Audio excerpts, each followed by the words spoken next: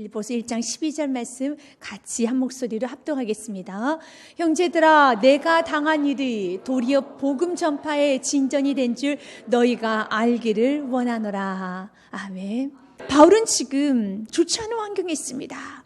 그는 감옥 안에 미결수로 있습니다. 죄수입니다.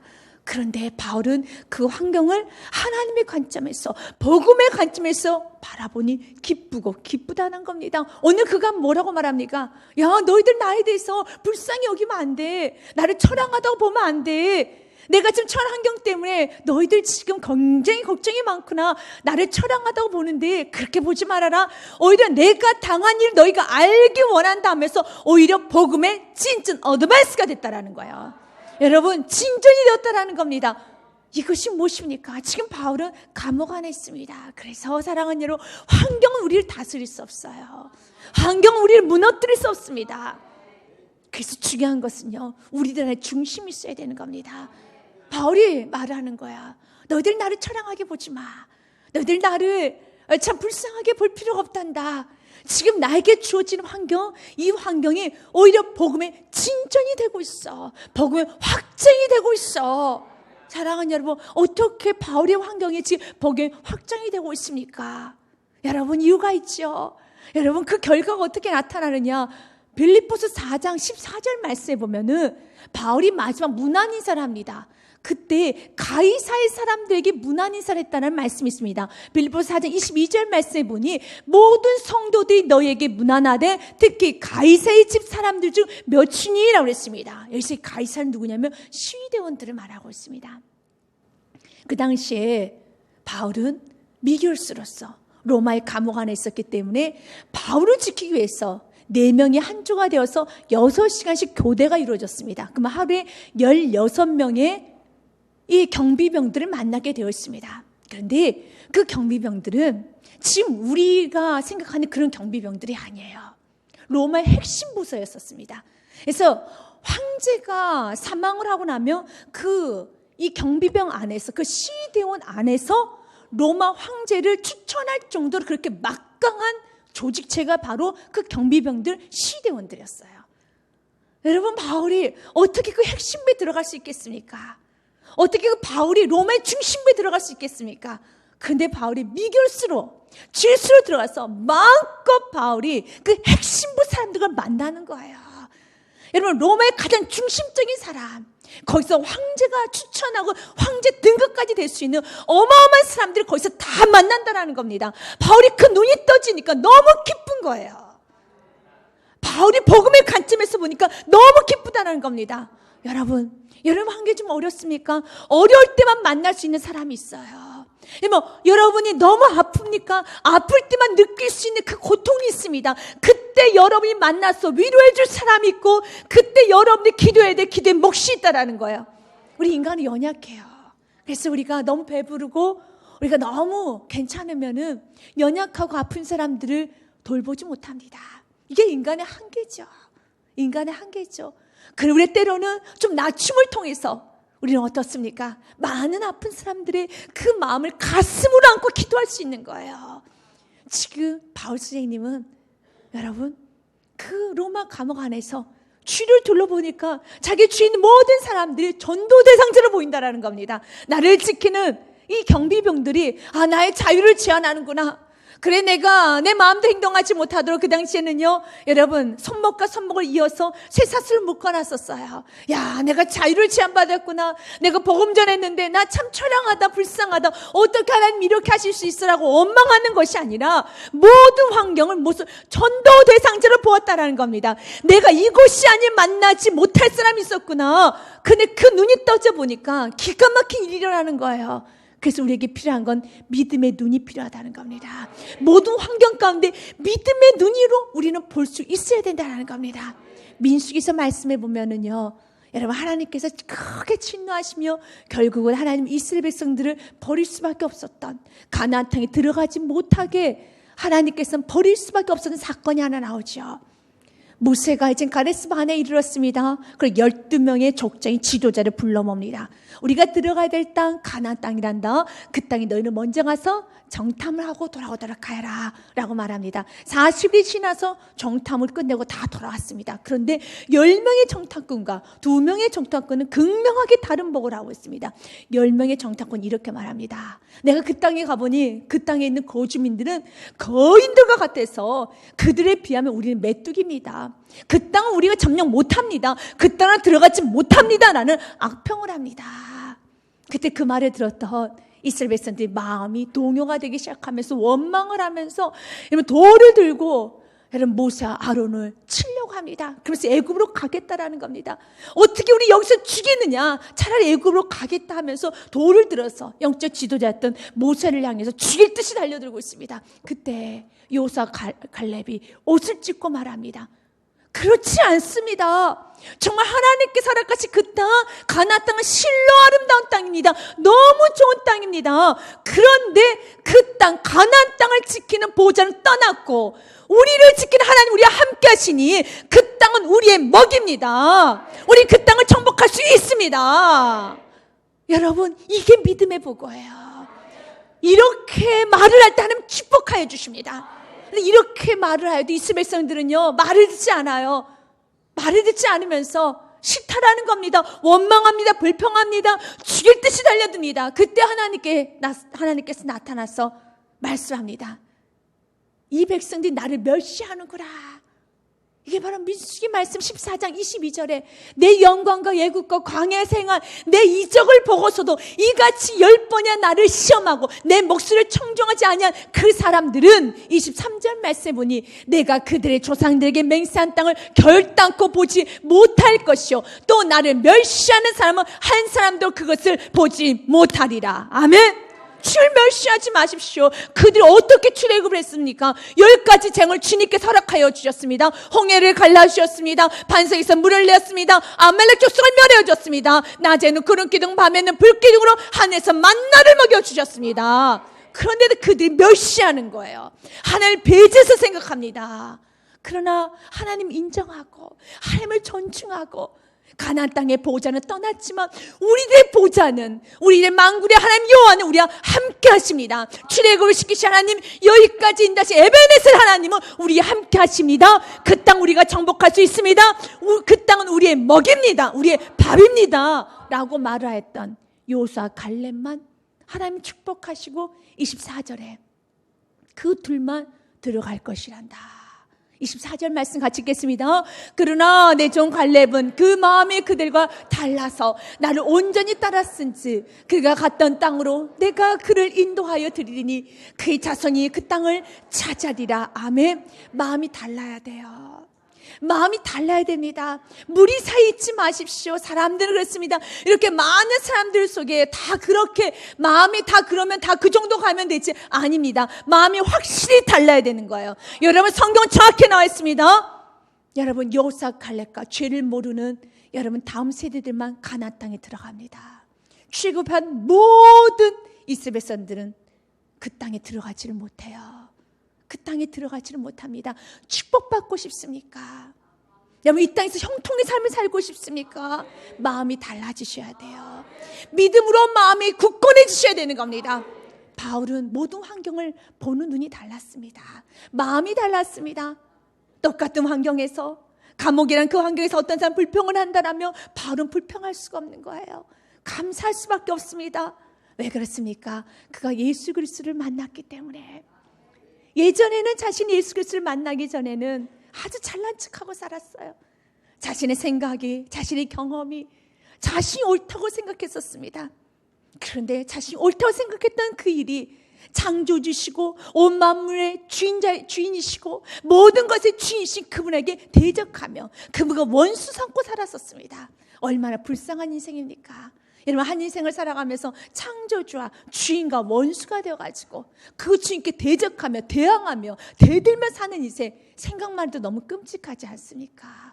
신경 하나만 누르면은 반신불수가 되어서 아무것도 할 줄 모르는 그런 인생들이 천지만물을 주관하시고 운행하시는 그분 앞에 여러분 대항하고 대적하는 그 모습이 얼마나 불쌍하고 처량합니까? 그렇게 바울이 살았어요. 우리 예전 모습이죠. 그랬던 그 바울에게, 그렇게 포로자 같이 살았던 그런 바울에게 우리 예수님 만나셨어요. 그 예수님이 이 땅에 오셔서 그 바울을 구원하시기 위해서 십자가를 죽으시고, 십자가에서 죽으시고, 그리고 바울의 죄, 우리의 죄, 우리 모든 인류의 죄를 해서 십자가에서 죽으시고 그 보혈의 피로 우리를 깨끗하게 씻어주시고, 우리를 의인 삼아주시고, 우리를 자녀 삼아주시고, 이제는 내 인생이 주인과 원수 되는 인생, 창조주에게 대들만 사는 인생이 아니라 그 창조주 하나님 앞에 경배하는 인생으로 바뀌어졌으니 이제 제대로 길을 가게 되니 얼마나 행복합니까? 그래서 바울은 고난도 유익으로 삼고 어떤 환경도 바울을 거꾸로 뚫을 수가 없는 겁니다. 왜냐하면 바울 안에는 정말 버러자 같은, 인생에서 만삭되지도 못해서 태어난 모든 사람들 중에서도 너무 미숙하고 너무 어처구니 없는 삶을 살았던 나를 구원하신 예수 그리스도를 만나고 나니 전할 수밖에 없는 거예요. 우리 삶도 마찬가지예요. 앞으로 어떤 어려움이 온다 할지라도 내가 예수 그리스도를 만났더라면 우린 강하고 담대하게 전할 수 있어야 되는 겁니다. 어떤 환경에서 웃으면서 복음 전하십시오. 그 복음 전했던 여러분, 그 바울을 통해서 시대 많은 사람들이 예수 그리스도를 믿게 돼요. 그런데 그들이 예수 그리스도를 믿는 것뿐만 아니라 13절 말씀에 보니 모든 시대 안과 그 밖에 모든 사람에게도 나타났다라는 게 있어요. 시대 안에 있는 로마의 핵심부 사람들도 예수님 영접하게 됩니다. 그러면 나중에 로마 안에 복음을 전파되는데 여러분, 순교는 7,000명이 있듯이 얼마나 하나님이 일하기가 좋겠습니까? 그런데 바로 바울이 그 감옥 안에서 믿음으로 사는 모습을 보면서 14절 말씀에 보니 로마 교회 안에 있는 성도들의 부흥이 일어나기 시작합니다. 엄청난 기적이 일어나기 시작하는 거야. 이것을 14절에 보니 겁없이 그들이 담대하게 복음을 전하기 시작하는 거예요. 14절 같이 한번 읽어보겠습니다. 형제 중 다수가 나의 매임으로 말미암아 주 안에서 신뢰함으로 겁없이 하나님의 말씀을 더욱 담대히 전하게 되었느니라. 아멘. 지금 사도 바울이 지금 로마 감옥 안에 갇혀 있어요. 핍박이죠. 고난이죠. 그런데 사도 바울이 그 안에서 복음을 전하며 기뻐하며 감사하며 환경을 이겨나가는 모습을 보게 됩니다. 그 소식이 들려요. 세상이 시위되오니 누가 회심을 했대. 아니, 세상에 가이사 사람이 누가 회심을 했대. 그 소식이 들려옵니다. 그 당시에 로마 안에서 신앙생활을 한다는 것은 엄청난 용기가 필요했었어요. 엄청난 여러분 각오 담담이 필요했었다라는 겁니다. 그런데 한 사람 바울이 승리하기 시작해요. 바울이 믿음을 전진하기 시작합니다. 그랬더니 그 주인 모든 사람이 힘을 받기 시작하는 거야. 우리가 그렇게 살아야 돼요. 그래서 우리는 제대로 살아야 됩니다. 여러분 연약한 거 주님은 여러분 채울하지 않습니다. 동정하지 못하실 분이 알아요. 잘합니다. 너 힘들지? 너 아프지? 너 외롭지? 하지만 이겨라. 우린 다음 세대들이 있습니다. 다음 세대들이 앞으로 전진하기 위해서는 우리가 어떻게 살아야 되겠습니까? 바울처럼 여러분 정복한 건 정복해야 되고 믿음을 이겨야 된다는 겁니다. 바울 안에서 믿음을 이겨놓으니 주인 모든 사람들이 겁없이 담대하게 복음을 전하는 거예요. 여기서 겁없이라는 것은 퍼버스, 이것은 진지하게라는 뜻을 갖고 있어요. 지금 복음을 진지하게 전하는 거예요. 어떻게? 바울 한 사람이 복음을 전하는데 엄청난 영향력이 나오는 거예요. 야, 이 복음의 역사는 대단하구나. 어떻게? 저 시대 사람들을 변화시킬 수가 있어? 아, 저 감옥 안에서 시대 사람들의 그 로마 핵심부에 복음이 들어가는구나. 복음에 대해서 진지하게 생각합니다. 그러면서 그 다음부터 그들은요, 나 미랄되리라. 나 집에서 죽으리라. 내가 죽으면, 내가 복음 전하면 엄청난 일이 이 나라의 임종의 핵심 부위가 흔들리겠구나. 우리 가정의 저주가 끊어지겠구나. 저주의 뿌리가, 깊숙한 뿌리가 다 들리겠구나. 여러분 그것에 대해서 생각을 하는 거예요. 그래서 어떻습니까? 아주 진지하게 복음을 전하는 거예요. 이제 미랄될 충분한 이유가 있는 거예요. 내가 죽고 오직 예수만 사는 삶, 어떤 환경 가운데서 믿음으로 이기고 복음을 전하며 사는 거, 결코 그것은 낭비가 아니야. 결코 그것은 낭비가 아니야. 제대로 된 인생이야. 나는 꼭 그 일을 하리라. 바울 한 사람이 저렇게 감옥 안에서 죽으니, 저렇게 미랄되는 삶을 사니 엄청난 일을 하는데, 내가 이곳에서 이 지역에서 미랄되면은 우리 다음 세대들이 얼마나 편하게 신앙생활을 할까? 우리 다음 세대들이 얼마나 기쁘게 살아갈까? 여러분의 가정의 조직을 여러분이 끊으면 여러분의 자녀들이 여러분 신앙생활을 겁없이 할 수가 있습니다. 그러나 여러분이 그 일을 감당하지 않으면 여러분의 목까지 다음 세대들은 해야 되는 거예요. 여러분의 자녀들이 여러분의 목까지 흐르는 조주를 같이 움켜쥐고 가야 되는 겁니다. 이제는 한번 그 조주를 끊어보십시오. 이 겉모양만 되는 모든 신앙생활을 끊어버리시고 진짜 주님에서 사시기 바라겠습니다. 여러분의 삶에 팔과 같은 은혜가 있어야 되는 겁니다. 사랑하는 여러분, 여러분의 고난 가운데 있으신 분들은 기대하셔도 좋습니다. 그 사랑 많으신 주님께서 고난이란까지 허용하시면서 여러분들에게 여러분 무언가를 주셨다라면 여러분 주님께서는요 어마어마한 일을 기대하고 어마어마한 일을 준비하고 있으면 꼭 기억하셔야 되는 겁니다. 우리 에베소 3장 20절 말씀, 여러분 너무 멋진 말씀이죠. 우리 같이 한번 읽어보겠습니다. 우리 가운데서 역사하신 능력대로 우리가 구하거나 생각하는 모든 것에 더 넘치도록 능히하실 이에게, 아멘. 넘치도록 능히하실 이에게. 그렇습니다. 바울은요 넘치도록 능히하실 그 주님께 감사함으로 그곳을 작은 천국을 만들어가네요. 복음의 전초기주로 만드는 겁니다. 그래서 바울 안에서는요 빌립보서를 씁니다. 그래서 2016년도까지 영향력을 줍니다. 그리고 어떻습니까? 로마의 핵심 부원들을 다 회심시킵니다. 이 정도면은 감옥에 들어가도 여러분 어떻습니까? 내게 유익이 되었습니다. 황홀했습니다. 정말 행복했습니다. 고백이 안 나오겠습니까? 그런데 우리의 관점이 복음의 관점이 아니라 내 육신으로만 바라본다면 이 감옥이 처참한 거예요. 불편한 겁니다. 씻는 것도 불편해. 입는 것도 불편해. 자유가 없어. 야, 차디찬 감옥. 육신의 관점으로 보면은요, 참 못마땅합니다. 그러나 복음의 관점으로 보면 황홀한 거예요. 복음의 관점으로 보면 감격스러운 겁니다. 복음의 관점으로 보면은요, 행복해서 주님 이보다 더 좋을 수는 없습니다. 너무 행복합니다. 그래서 어떤 관점으로 보냐에 따라서 인생이 행복해지느냐 아니면 인생이 난 너무 억울했어 그렇게 말을 하는 거예요. 그런데 바울이 이렇게 복음을 전하는데 어떤 사람은 오히려 바울이 복음을 전하는 그 모습을 보면서 용기를 얻고 믿음이 굳건해지는 사람도 있지만 그렇지 않은 사람들도 있었어요. 15절 말씀에 보니 어떤 이들은 투기와 분쟁으로 어떤 이들은 착한 뜻으로 그리스도를 전파하니라고 되어 있습니다. 이제 투기와 분쟁이라는 것은 이게 바울이 이제 감옥 안에 있었습니다. 근데 바울이 복음을 전하지 않았습니까? 바울이 권면을 많이 하지 않았습니까? 권면을 잘 받아들이면은 기분이 아주 좋죠. 성장이 되죠. 그러나 권면을 잘 받아들이지 않을 때는 원수를 삼게 됐어요. 시기하는 마음이 있습니다. 그래 잘 됐다. 저렇게 잘난 척하더니 어머 감옥에 들어갔네. 그러면서 이제 바울이 없으니까 우리가 예수님 전하자. 그 바울이 없어도 얼마나 교회가 잘 되는지 예수님이 잘 전하는지 우리가 보여주자라는 마음으로 투기와 분쟁으로 복음 전한 사람도 있고 반대로 착한 마음으로 복음 전한 사람도 있었다라는 거예요. 16절과 17절 말씀 구체적으로 한 번 더 언급을 합니다. 16절에 이들은 내가 복음을 변증하기 위해서 세우심을 받은 적을 사랑으로 하나 이제 사랑은 아가페 헌신적 희생적인 사랑으로 하는 사람들도 있었습니다. 복음을 변증하기 위해서 우리 바울 선생님은 지금 감옥에 갇혀 있지만 그분은 하나님께 세우신 사도야. 이 사도의 권위에 대해서 도전하지 않고 환경이 어렵고 지금 그는 명예가 실추됐습니다. 그는 지금 미결수입니다. 죄수입니다.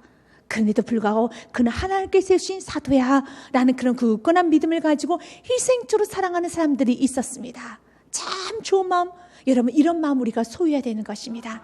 가정 안에도 그런 은혜가 있어야 됩니다. 이 세상이 너무 악해져서 어떻습니까? 여러분 부모가 저 휘청거리기 시작하면 부모가 물질이 없으면 어때요? 자녀들이 좀 무시하는 경우가 있어요. 여러분, 부모의 권위에 도전하는 경우가 있습니다. 그리고 남편과 아내가 서로 물건을 주려고 합니다. 그래서 서로 쥐흔들려고 합니다. 왜 그렇습니까? 바로 하나님께 세우신 권위를 인정하지 아니하고 돈 때문에 그러면서 끊임없이 돈을 가지고 그 사람을 더 높이기도 하고, 돈이 없으면 그 사람 더 낮추기도 하고. 요즘 이런 말을 많이 하더라고요. 노후에 너무 자녀들에게 돈 다 주면 안 돼. 돈을 좀 쥐고 있어야지 자녀들도 대우해줘 라는 말을 하죠. 여러분, 그 말에 동의하십니까? 겉으로는 아무도 동의하지 마시길 바라겠습니다. 그럼 속으로는 그래요. 목사님, 맞아요. 진짜 돈 없으면요 사람 대우 못 받아요. 그래서 요즘 이런 말을 해요. 자녀들에게 다 남겨주지 말아라. 당신 가까이 돈 좀 쥐고 있어야 돼. 돈 안 쥐고 있으면 정말 천덕꾸러기 돼 라는 말 하죠. 얼마나 서글픈 말입니까? 얼마나 비참한 말입니까? 이렇게 살면 안 되잖아요. 이렇게 살면 안 되잖아요. 지금 바울의 안에 있는 어떤 사람들은 이생적으로 바울이 환경이 좋든 좋지 않든, 바울의 권위가 지금 실추가 되든 실추가 되지 않든, 여러분, 그래 전혀 상관하지 않고 바울은 하나님께 세우신 사도야, 나는 그런 굳건한 믿음을 가지고 끝까지 희생적으로 사랑하는 사람이 있는가 하면은 17절 말씀에 그들은 나의 매임에 괴로움을 더하게 할 줄로 생각하여 순수하지 못하게 다툼으로 그리스도를 전파한다고 됐어요. 이제 다툼이라는 것은 헬러에 보니 엘리데이아스로 됐습니다. 그것은 직업정신을 가지고 일하는 것이 아닌 일용직을 말합니다. 그러니까 그냥 난 돈만 받으면 돼, 아무렇게 일을 처리하는 그런 아주 야비하고 그런 아주 못된 마음입니다. 그런 마음으로 일을 하는 거예요. 바울에게 괴로움을 더하게 하려고. 그가 하나님께서 세운 사도라며 어떻게 감옥에 갈 수 있어? 그러면서 그 당시에는 베드로와 많이 비교를 했었습니다. 그러면서 바울은 하나님께 세우신 이건 사도 아니야. 그리고 바울이 없어도 얼마나 부흥되는 걸 우리가 보여주자. 왜 그렇습니까? 바울에게 지적받았던 사람이 많이 있었습니다. 바울의 권면받았던 사람이 많이 있었습니다. 우리도 그런 마음이 좀 있어요. 우리 안에 이런 해코지 하는 마음이 끊어져야 됩니다. 여러분, 부모가 자녀에게 뭔가 지적을 했습니다. 내 자녀가 그걸 가지고 있습니다. 그 나중에 꼭 부모의 흠을 잡아요. 부부 사이도 마찬가지입니다. 서로 권면하는데 나중에 그가 온전히 서지 못할 때 꼭 그 말로 대받아치는 사람이 있습니다. 마음이 꽁한 사람이 있습니다. 대받아치면서 흠을 잡으려고 하는 사람이 있습니다. 그것은 투기와 분쟁하는 마음이에요. 순수하지 못한 마음입니다. 올 한 해 우리는요, 여러분, 나에게 준 권면을 잘 받아들여야 돼요. 인간이 얼마나 권면을 안 받았는지 아십니까? 사도행전 7장 말씀에 보면은 바울은 어느 누구보다 잘 알았어요. 인간이 얼마나 권면을 안 받아들이고 인간이 얼마나 악해질 수 있다는 걸 너무 잘 알았어요. 스데반이 설교를 할 때 무시하면 되잖아요. 안 들으면 되잖아요. 근데 스데반이 설교를 할 때 어떡합니까? 그들이 이를 갈아요. 소리를 지릅니다. 사도행전 7장 57절 말씀에 보니 그들이 큰 소리를 지르며 귀를 막고 일찍 그에게 달려들 무엇하라고? 그를 안아주려고? 그를 맞아주려고? 아니에요. 58절 말씀에 돌을 들어 죽이려고. 58절 말씀 보니 그가 돌을 들어 죽이려고 됐어요. 그리고 달려드는 겁니다. 그 자리에 누가 서 있었느냐면 바로 사울이 서 있었습니다. 그 사울이 누굽니까? 오니 빌립보서를 쓴 나중에 회심하게 된 바울이에요. 바울. 어느 누구보다 바울은 너무 잘 알았어요. 인간의 잔인성을, 인간이 받아들이지 못할 때 어떻게 돌변하는 걸 잘 알았습니다. 하지만 바울이 이렇게 투기하는 마음으로, 시기하는 마음으로 바울 요것 봐라, 네가 없어도 얼마나 잘 되나 보자, 오히려 바울을 무시하기 위해서 바울에게 괴로움을 더하기 위해서 복음을 전하여도 바울의 태도가 무엇인지 아십니까? 18절 말씀 같이 읽어봅니다. 그러면 무엇이냐? 거칠애로 하나 참으로 하나 무슨 방도로 하든지 전파되는 것은 그리스도니 이로써 나는 기뻐하고 또한 기뻐하리라. 아멘. 야, 그런 무엇이냐? 거칠애로 하든지 참으로 하든지 복음만 전파된다면 나는 기뻐한다. 여러분, 이 말을 오해하면 안 됩니다. 바울이 속사람은 강건해지는 것을 무시하고 상관하지 않고 복음만 전하면 된다, 그런 뜻이 아니에요. 바울은 지금 알고 있었습니다. 순수한 마음으로 복음 전하는 사람들이 투기와 시기하는 마음으로 오히려 바울에게 해를 주려고, 바울에게 괴로움을 주려고, 복음을 열심히 예수를 전하는 그 사람의 속마음을 왜 모르겠습니까? 그래서 순수하게 복음을 전하는 사람들이 싫은 거예요. 야, 저 바울 없으니까 아주 자기가 주인인 줄 알고 난리가 났구나. 야, 못됐다. 이러면 결국 사단은 무엇을 노리고 있습니까? 하나 되는 걸 방해하고 있는 거예요. 그 안에 미움이 있어요. 여러분, 우리 인간도 어떤 사람이 시기 질투하는 마음으로 저 바울에게 바울 입으로 괴로움을 더하려고, 바울 무시하려고 저렇게 행동하고 다니는구나. 왜 모르겠습니까? 그게 싫은 거예요. 그래서 바울이 오늘 말하는 겁니다. 정신 차려라. 복음만 전해지면 기뻐하여라. 왜 그랬어요? 싸움도 소리가 나야지 싸움이 나는 거예요. 어떤 한 사람이라도 기뻐하며 나갈 때 오히려 너희들 헌신을 통해서 로마서 12장 20절 말씀을 꼭 기억해. 줄인 자가 있거든 먹여라. 원수에게 원수가 줄이거든 먹여라. 왜? 그들 위해 숯불을 달아놓는 거야. 12장 20절 같이 한번 읽어봅니다. 내 원수가 줄이거든 먹이고 목마르거든 마시게 하라. 그리함으로 내가 숯불을 그 머리에 쌓아놓으리라. 아멘. 사랑하는 여러분, 바울은 얼마나 마음이 온유하고 넉넉합니까? 어디 안에서? 감옥 안에서. 우리의 마음도 올 한 해 넉넉하고 여유롭게 가야 됩니다. 기뻐하며 가야 됩니다.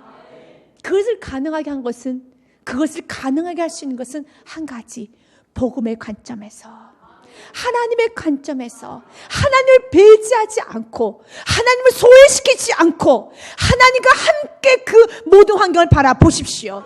그러면 감사가 넘쳐나게 할 것입니다. 기쁨이 넘쳐날 것입니다. 행복이 넘쳐날 것입니다. 여러분의 삶에 날마다 이 은혜가 있으실 주님의 축복 드립니다.